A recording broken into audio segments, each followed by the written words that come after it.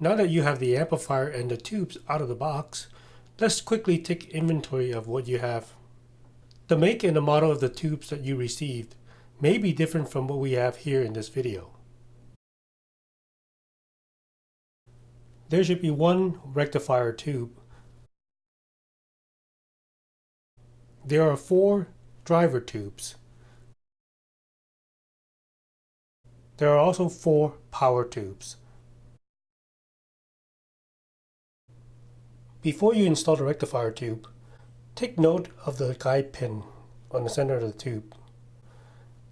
As you can see here, there's a plastic guide pin. There is also a notch on the guide pin. This notch must be lined up with the notch on the tube socket.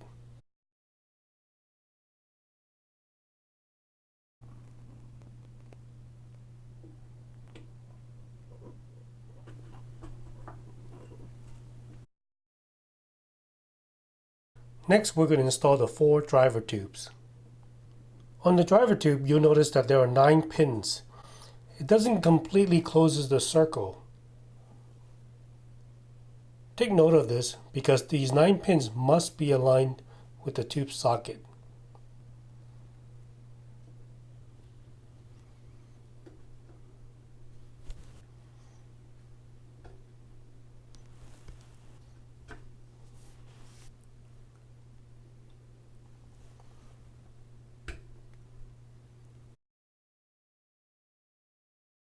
Next, we're going to install the power tubes.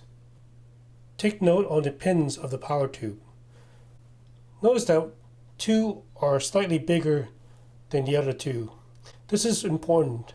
Make sure that the small pins are aligned to the small pinholes on the tube socket.